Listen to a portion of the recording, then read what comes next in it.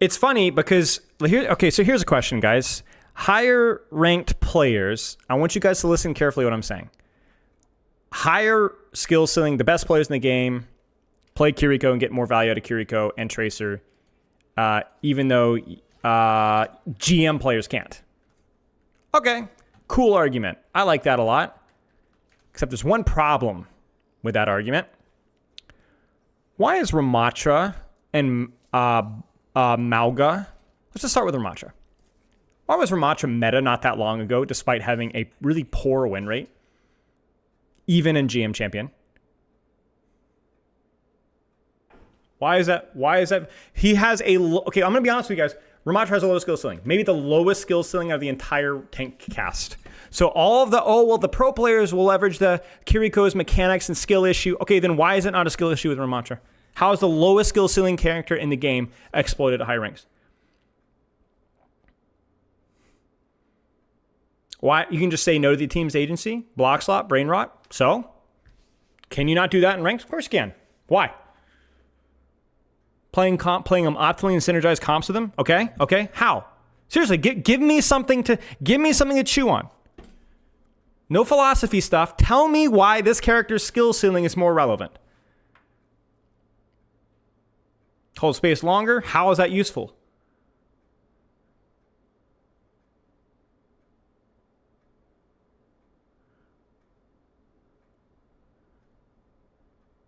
It's hard, isn't it? I'm gonna tell you guys because it's the same concept applies to Kiriko and to a lesser extent Lucio, but definitely applies to Kiriko as well. Okay, here's why. Because I don't know that his skill ceiling is. He fills the camp building role that pros are looking for, and so he is played. Okay, so let me ask you guys something. What happens, if you want to know the answer, what happens in pro play that doesn't happen in ranked? What happens in pro play that doesn't happen in ranked, even at a high level? Comms, okay, you're close. Okay, but what does that lead to? How does it look? Coordination, synergy, okay. Team play, sure.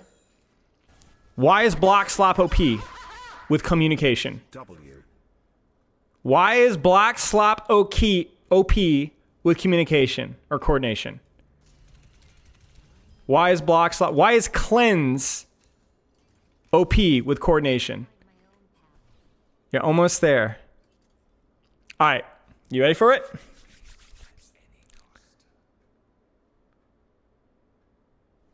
Ready for this one? Pull. That's why.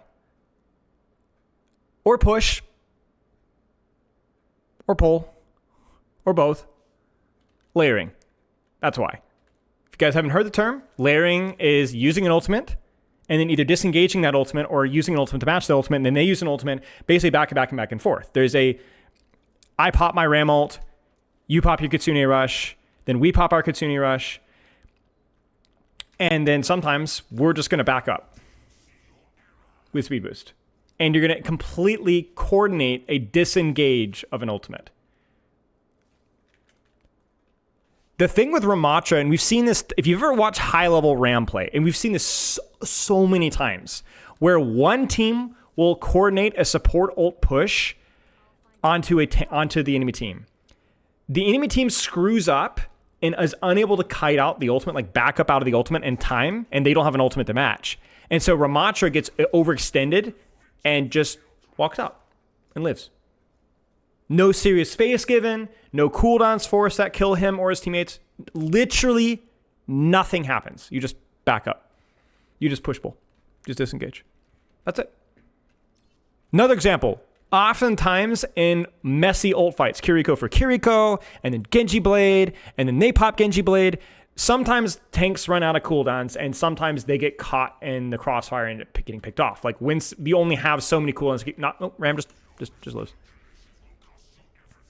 Basically, what Ramattra does, if you can coordinate disengaging ultimates or using multiple ultimates, like 1 for 1 and then 2 for 2, Ramattra never dies during those transitions, even though he's the first person in and the last person out. He cheats the game. He cannot be punished. He cannot overextend in most of the compositions that are meta. He cannot overextend, which means you can go in, not have an ultimate, and still push in and then just walk out. It's that invulnerability. It doesn't matter how much damage that you put into Ramattra. Think about it this way. You can, eventually you'll burn Zarya bubble will run out of bubbles. Winston's bubble will break. Ryan's shield will break. Doomfist will either die or be forced to full, like all the way out. He's not holding presence. He's not holding your attention. He's doing nothing. He's out. Diva will run out of Matrix. Ram doesn't.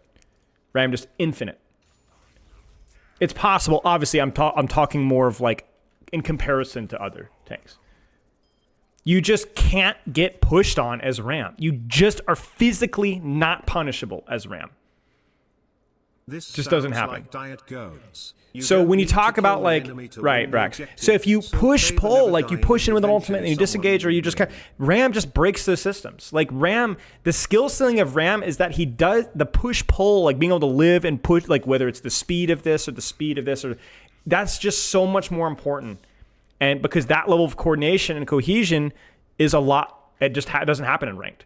Like layering doesn't happen in ranked. You don't go, I'm gonna use one ult and then use ult. Everyone just uses ults all the time. Just combos, it's just a mess, right? It doesn't happen in ranked. That's why when you see in ranked, people just take really deep flanks because there's no intention of disengaging a fight. You live or you die where you take the fight. There's no real disengage. Let me ask you guys a question. How does that apply to Kiriko?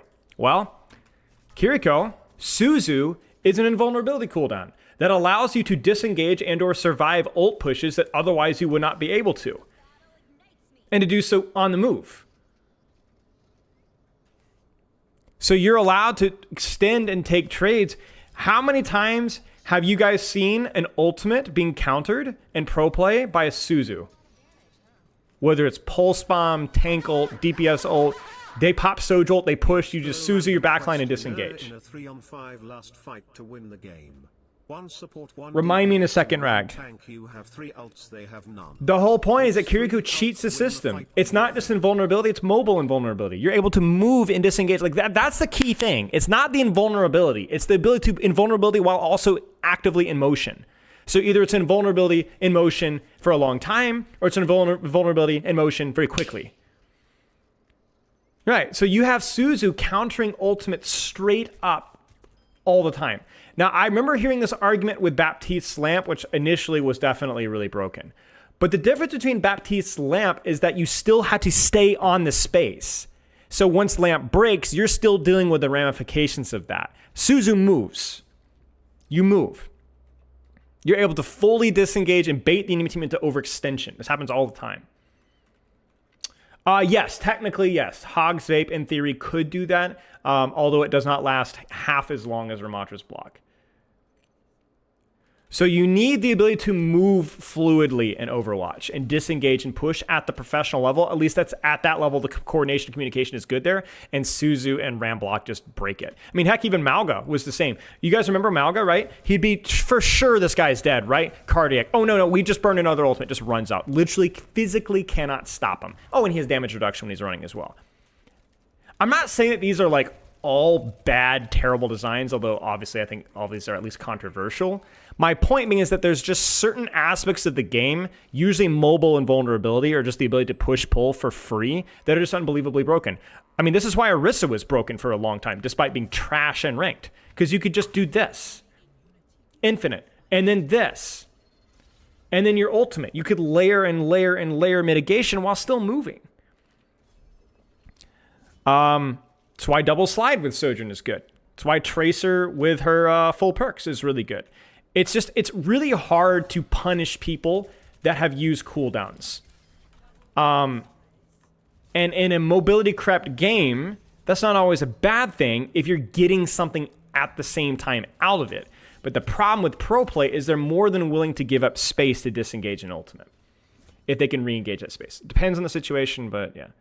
So this is why you're not going to have Kiriko Ramattra feel fair and ranked, because the level of coordination and cohesion with your movement, your pushing and pulling, is something that never happens in ranked. It doesn't matter what rank you are. Freaking Champ 1 games are not going to leverage Kiriko Ramattra in the same way.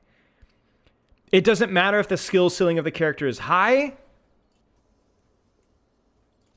It doesn't matter if the skill ceiling of the character is low or somewhere in between. If you can push pull, if you can cheat ultimates, other things can't do that. Other DPS can't do that.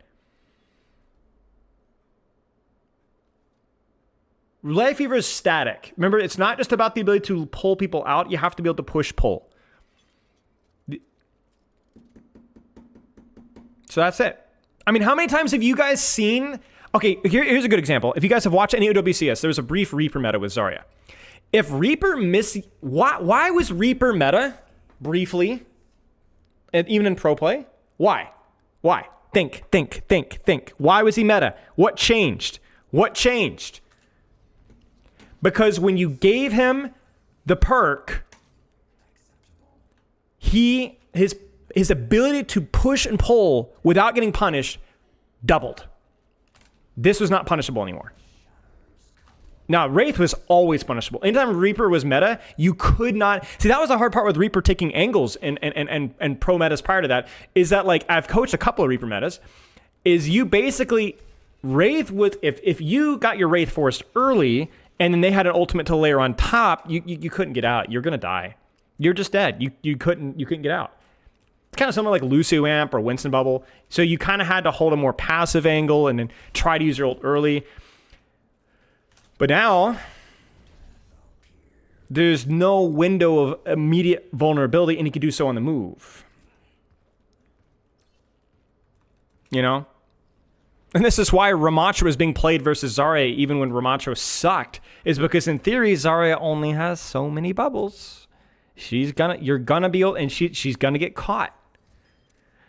So push-pull, the ability to push advantage, the ability to disengage advantages is just inherently more powerful in coordinated play. Just inherently more powerful. It's why Brawl metas somehow always rear their ugly head, or dive to some extent, because mobility, push-pull is just OP. Especially in Overwatch 2.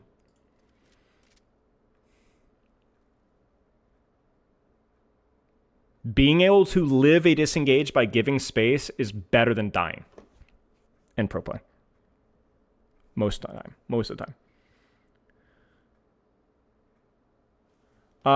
Alberto, let me check really fast, my friend. I don't check my DMs all the time, but let me make sure that you are good to go. Yes, you are good to go at 7:45 p.m. EST. I have you booked.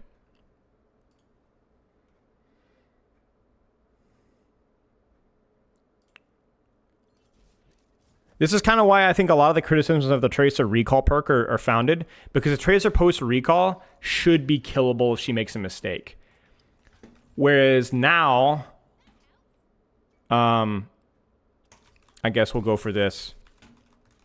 Like, especially if you push in with an ultimate, right? Like, you should be able to pursue and kill Tracer. Or the miner. Yeah, or the miner. I mean, sure. So you do this, you recall, bam, bam, bam, health pack, bam. I grabbed the wrong one, whatever. But you gonna see what I'm saying? So it's like, yeah, you force her to fully disengage, but you not as much as you think. So I think, yeah, there needs to be a window of downtime. There needs to be windows of, like, ultimates should allow you to cheat the game to force cooldowns so that then you can use your cooldowns afterwards to kill the opponent. But if I use an ultimate, like, let's say Kitsune Rush, and I am unable to punish you for using your cooldowns first, just to run away, then that is a problem with hero design. Just not enough vulnerability. Now, if it's poorly set up, sure. Like, you guys remember the Kitsune Rush disengages that Dallas Fuel used to do all the time in the grand finals. But those were relatively, they had to coordinate it, they had to prepare, and it oftentimes felt more like the team, like, Shock misplayed. Like, if they'd been smarter, they could have. But sometimes it feels like a team can just walk away and never be punished. Alberto, I will message you prior to the thing, and don't worry about it. Hop down, Amari. Thank you. Sorry, girl. Right now, with Ramattra, with Suzu, with a lot of things, it just feels too easy to disengage. It feels too easy to disengage.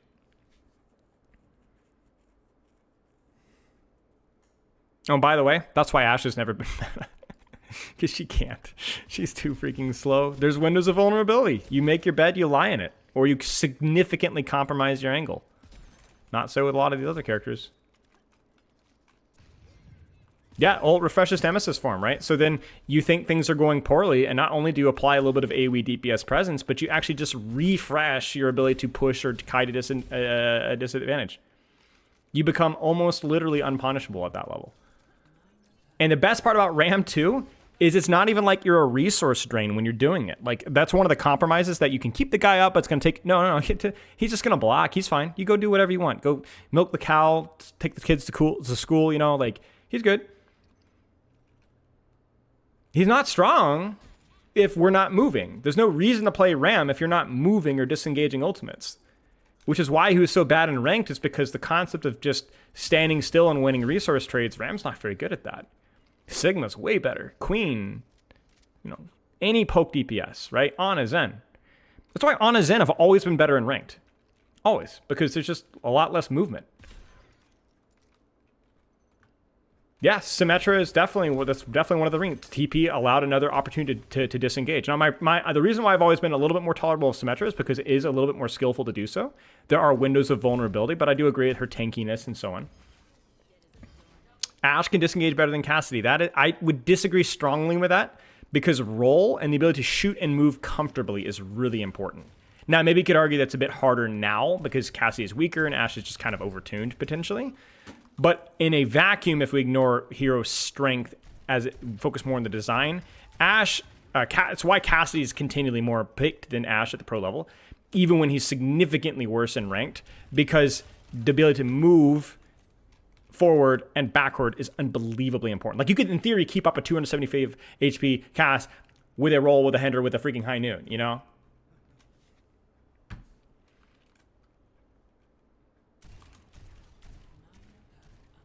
Why play Cass over to Freya? I mean, a lot more upfront burst damage, a lot more flexibility with your positioning because you have increased HP. Freya is more of a high ground Andy, 2-tap Andy, but Freya is also much more able of moving around for sure. Yep, Sojourn is really good at disengaging it. A double slide is insanely strong.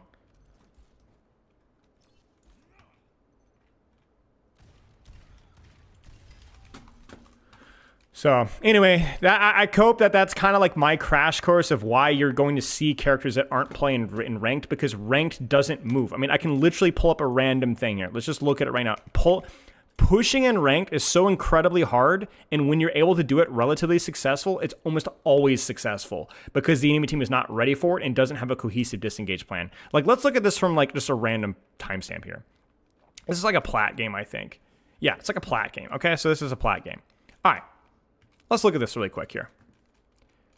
First things first, they're not even in a group together. Like, these guys are closing here. These guys aren't. So there's already a lack of cohesion with where we're actually taking the fight. And that confusion means that people get isolated, which then means that the Orisa actually dies, aka Ram never would have died here, by the way, because backing up kills her. Resources are going elsewhere. I mean, we've got a baby diva and we're pushing, right? There's no cohesion, right? We're fighting generally in the same spots, but there's no cohesion here, right? A Kiriko here could have Suzu'd and maybe prevented a stagger here, at the very least. But if red pushes up enough, if they'd had some form of speed, these guys are instantly dead. Do you guys notice that? So it's like, what was worse here? The lack of speed disengaged from blue to avoid getting staggered, or the complete lack of red without these mobile characters like Kiriko, Ramattra, fill in the blank, to actually pursue and punish these people? And so these guys are able to hold space 3v5. And now the Orisa's back. All right, so here's what we've got here. We've got a Wu Young ultimate. Let me guys ask you a question.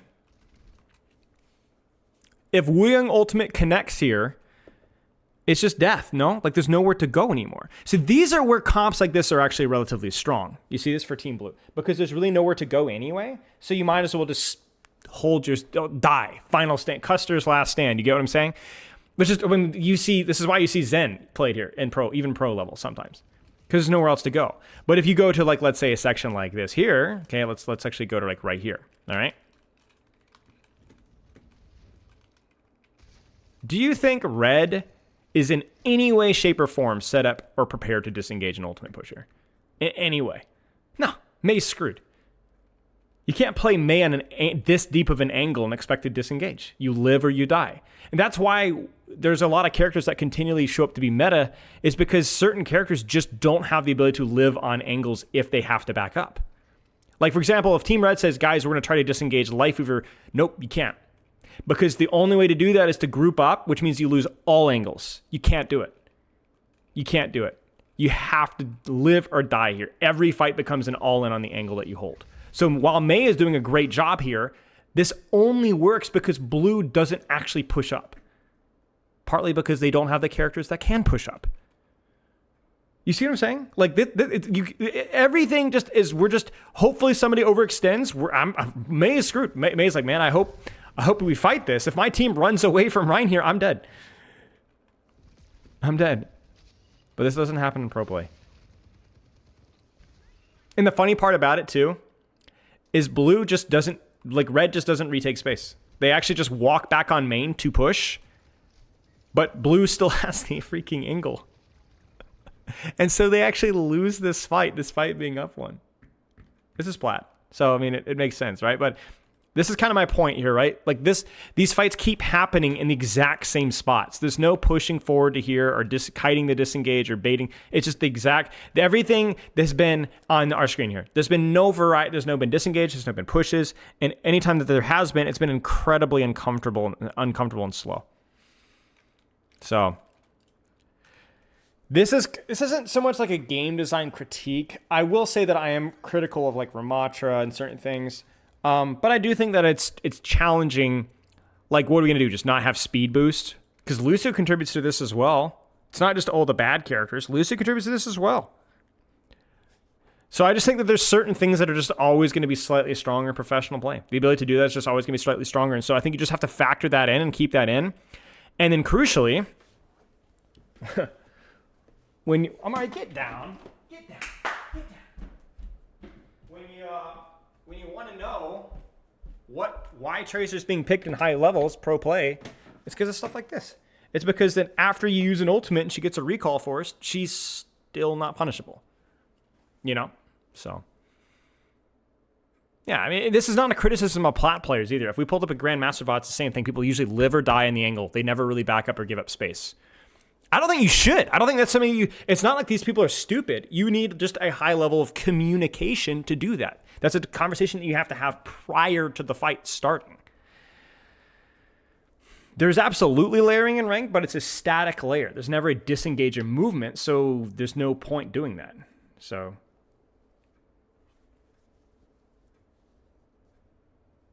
Yeah, when I say layering doesn't happen, what I mean is that layering happens, but there's no push-pull, I guess is what I'm saying. I should have clarified that statement. So it's like you're matching ult for ult for ult for ult, but you're not really ever going to disengage a fight. So being able to mobilize with invulnerability is not valuable as much. You pros in Yada's flank a lot? Yep. Not pros in, like high ranks on Yada's, yes, but there's no pros in Yada right now. But yeah. All right, you just want to be up here because you want my food. You're going to have to get down. There have been, right? In more static metas, yes. Can push-pull be resolved by HP nerfs? No. Because it's not the health that matters, it's the invulnerability, which comes in many different forms, right? Blockslop, not being punishable with a recall afterwards. Invulnerability, intangibility, cooldown reduction, aka Kiriko, right? That's why hit scan's always been more powerful in ranked. People complain about double hit scan in ranked when double hit scan a lot of time is fine in ranked if you guys are playing different angles, because you don't need to move half the time. You take your angle, you take a trade on that angle, yeah, that's it. So